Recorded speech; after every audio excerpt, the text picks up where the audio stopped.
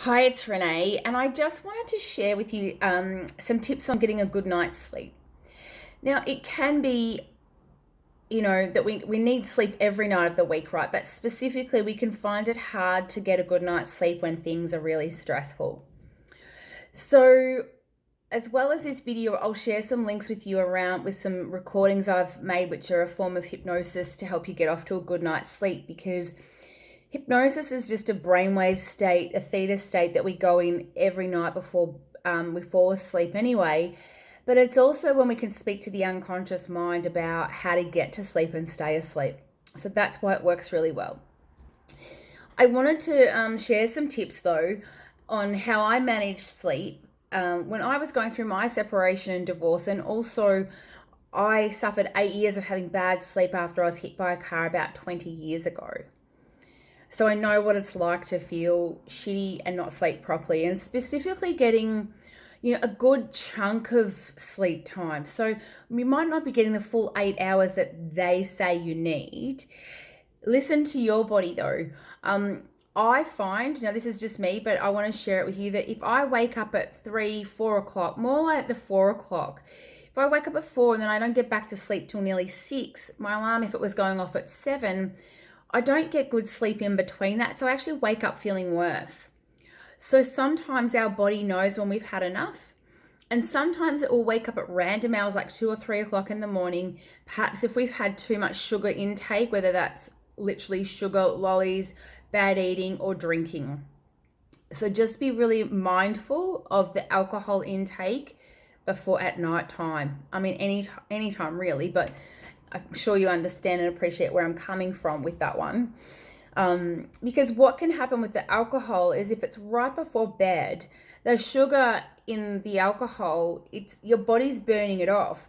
But then once it's finished burning it off, your body wakes up. Now it was explained to me by my acupuncturist years ago that's when you sometimes wake up at that silly time in the morning. It makes it so hard to get back to sleep and get a good, couple of hours sleep. Anyway, so that's the alcohol. A lot of it can be your diet as well. I find that when you're eating cleaner food, you tend to sleep better, and eating not right before bed as well. So, eating in the daylight, brighter hours is better. It's also important not to nap because that wrecks your sleep cycle as well. It can be important on how much sun you're getting onto your skin during the day. So even early in the morning, getting sun on your skin without sunscreen, getting sun into your eyes without sunglasses on is really important. Now there's an app, I think it's called D Minor or D something. I'll see if I can get the exact name of the app. That'll actually tell you when there's vitamin D out in your part of the world. So if you're outside at the right time. Again, arms bared, specifically your forearms and your face, 0 hats, 0 sunscreen. Look, they can say not to have coffee too late in the day either. I've been told by an ex-Marine that coffee only stays in your system for about 45 minutes. There's some myths there. So just be mindful of what your beliefs are as well around the coffee thing. What else can I tell you? If you need a supplement, get some high quality melatonin.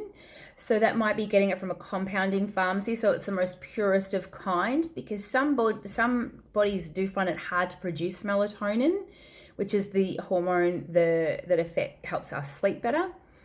Doing some mindless tasks right before bed is also a good thing.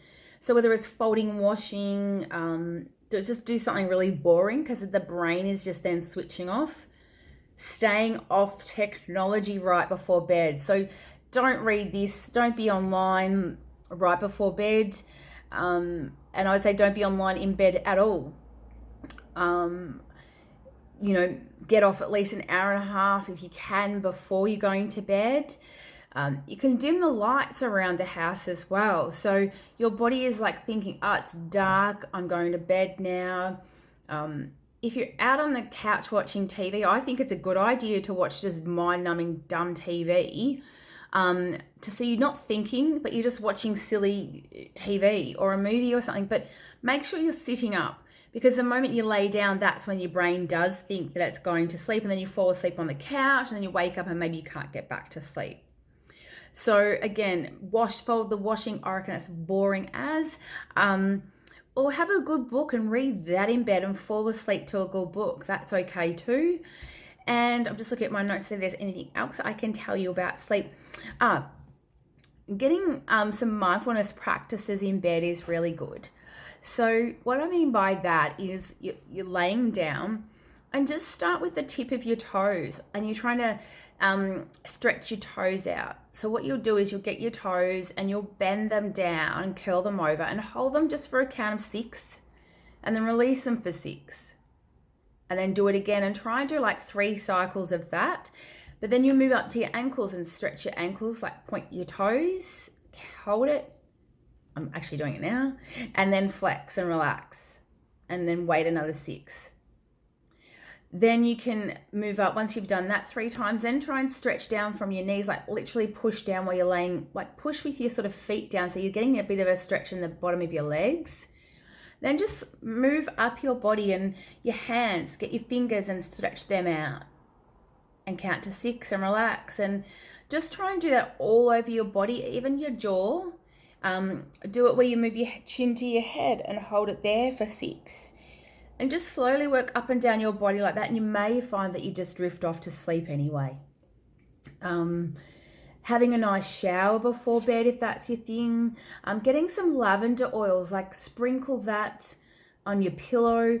Burn it around the house as well before bed. Now, if you want to get some really good essential oils, get in touch.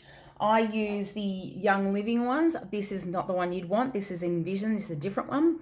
But get some really good essential oils, because you can then put them onto your pressure point or points on your body, as well as some beautiful lotion that's got lavender. You can have some sleepy time tea or something like that. Another really good thing to take a holistic look at things as well is maybe check in with your acupuncturist, your chiropractor. I'm a massive fan of these too, especially how they work with the meridians in your body, but also the nervous system. Because when our nervous system isn't working, our bodies can't cope properly or function properly. So that's pretty much it for the sleep tips. Again, I'll share with you the recording that I made. And if it's not my voice you want to listen to every night either, go and just Google a guided sleep meditation. There's a Ho'oponopono one out there that's great. And there's a guy called Jason Stevenson who has a lot. So there's heaps you can download and listen to. I hope that you find this helpful. If there's any questions you've got about sleep, then let me know. Another tip. That's right. I want you to do some journaling before you go to bed, because most people go to bed with all the worries of the world in their brain. But what if you got things out onto paper and you went to bed in a state of gratitude and writing about all the good things you want to attract into your life? So I know that you're probably watching me with sleep tips when you're either going through relationship problems, or you're actually going through a separation and divorce process, or you're dealing with some other trauma and stress. So there is going to be stuff going on in here. And when it's out of here onto paper, we can sleep a lot easier. And you can get grateful for what's coming, whether it's maybe it is actually making a decision about the relationship. Maybe it is moving forward in it, but maybe it's attracting someone nice into your life as well, or a good job, whatever it is you want to feel grateful for, but it's what's coming, and tap into that feeling. And again, journal your thoughts that are worrying you out onto paper, and then rip the paper up and just chuck it onto the floor of your bedroom. And maybe write a nice little note like this and put it under your pillow and write to yourself, I choose to know I can sleep through the night and wake when I'm rested. Because sometimes you don't need the full 8 hours. I know I don't need 8 hours, but some people do. And I think the science says sometimes you do. But tune into your body, what's best for your body. Also, it is important that you're in bed way before 10:30. I think between 9:30 and 10 is a great time, because that's when the stress hormone of cortisol gets released in your body around 10:30 at night, I think. Now, I may be slightly out on the times, but go and Google it yourself. But when that cortisol is in your body, you'll be fighting an uphill battle if you're getting into bed at 10:30 or later because your body's too active. So you may as well stay up till midnight because you'll probably find you can't get to sleep until midnight anyway. And I'll try and find the links that have this information so you can see the science behind it and what other people are saying. But let me know what you think of this.